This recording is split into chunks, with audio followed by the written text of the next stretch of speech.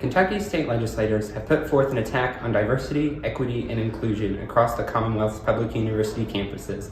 Failing to recognize these initiatives are the best way to preserve the Commonwealth's future. Out-of-touch lawmakers are working to remove programs that create the safe space for difficult discussions and an atmosphere of acceptance and belonging that all young people deserve to find. This is an appalling attack on young people and their education that should not have been allowed to make it this far and should not be allowed to continue. University officials have been hesitant to take a stand, which is why we, the editorial boards of independent student-run newspapers at 7 of Kentucky's public universities, felt we must. We call on the Kentucky General Assembly to not take up legislation in the future that seeks to eliminate DEI from the Commonwealth's public universities. It appalls us that the effort to eliminate DEI protections and initiatives was even given life in the General Assembly. Every person deserves to feel comfortable in making the Commonwealth their home, and taking away initiatives that promote diversity will push Kentucky farther into the past. On February 13th, the Senate passed Senate Bill 6. A month later, the House amended the bill with original language from House Bill 9 and voted to pass. The bill returned to the Senate with stronger attacks on diversity while eliminating race-based scholarship for students, mandatory DEI trainings and orientations, required courses, and more.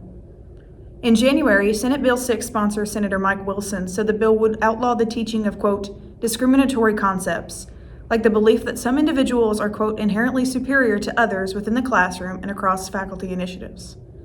Days later, Representative Jennifer Decker introduced House Bill 9, an aim to strip all DEI initiatives on college campuses. Anything deemed to be, quote, differential treatment would be prohibited and defunded, including dedicated offices and positions. Following months of debate and public outcry, the Senate chose not to vote on concurrence with the updated Senate Bill 6 before entering the veto period last night. While the General Assembly could still pass a version of the legislation upon returning from the veto period on April 12th, they would not be able to override a veto by Governor Andy Beshear. This legislation represents a threat to Kentucky's higher education that their sponsors refuse to acknowledge. It presents Kentucky as a land of archaic ideals where bygone values endure despite changes of modern times. It was less than 70 years ago when the last 3 of Kentucky's public universities fully desegregated their campuses. Before 1949, Black Kentuckians had no real option of attending a public university in the Commonwealth other than Kentucky State University, which was founded in 1886 as an African American teachers' college. That is not the Kentucky we know now. We have come of age in a place that thrives on, encourages, and advances equity, and many of us grew up supporting the fight to protect it.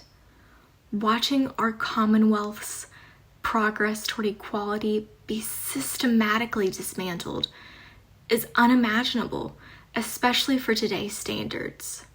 Diversity, equity, and inclusion have been and continue to be foundational pillars to our college campuses. Thanks to their work and the work of countless other individuals, each of our universities are places where faculty are able to educate students about the realities of the past. Because of their efforts, we feel safe and valued in such spaces, and our institutions have been enriched by their presence. This legislation threatened to upend this progress, and yet we're not sure the fight is truly over. Senate Bill 6 promises academic freedom, but make no mistake, it brings academic restriction at best and pure censorship at worst. This bill and those who support it simply wish to see traditionally left-leaning topics eliminated from the classroom curriculum almost entirely. Such a decision not only has the potential to eliminate valuable classroom discussions and push prospective students away, but could turn away faculty and staff who are foundational to building a better future for individuals and for the Commonwealth. At NKU, for example, Associate Dean and Professor Danielle McDonald said the role of the professor is to guide the classroom discussion and encourage students to come to their own conclusions.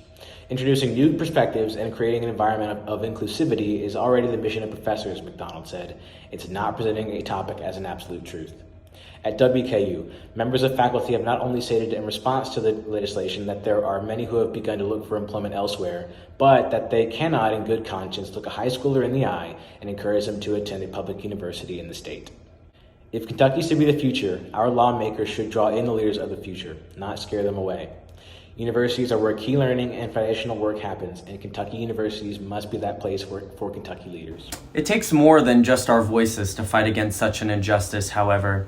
Only one university president, Eli Capilouto of the University of Kentucky, has spoken out against these bills. Other university presidents, Bob Jackson of Murray State University, Kim Schatzel of the University of Louisville, Timothy Caboni of Western Kentucky University, and Katie Shore-Thompson of Northern Kentucky University have gone as far as acknowledging the importance of DEI on their campuses.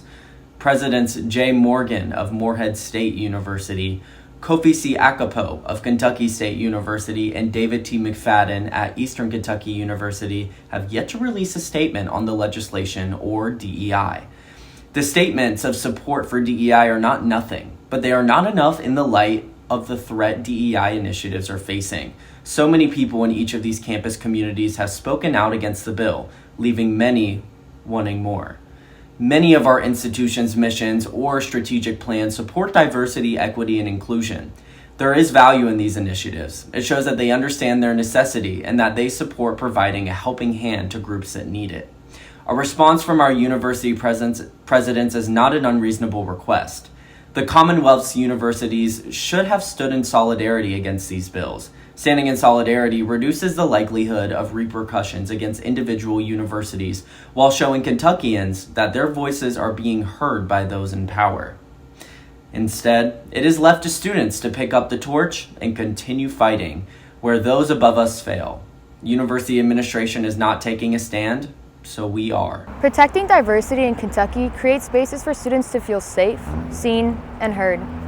It is a simple fact that different groups of people have been systematically discriminated against and not given equal educational opportunities. Great progress has been made in recent decades, but we have to recognize that discrimination is an issue that will never fully be resolved. We do not live in a perfect world, and there's always work left to be done. Abolishing DEI eliminates decades of steadfast, hard-fought progress that has been made. It will encourage high schoolers who are looking at colleges to attend a university located anywhere but in Kentucky. It tells students of diverse backgrounds that they are not welcomed on campuses where they are hoping to build the beginning of the rest of their lives. We call on the Kentucky General Assembly to do better. We call on the General Assembly to realize that DEI initiatives and the discussion and acceptance of diversity are in the best interest of every single student, faculty, and staff member at each public university campus in the Commonwealth.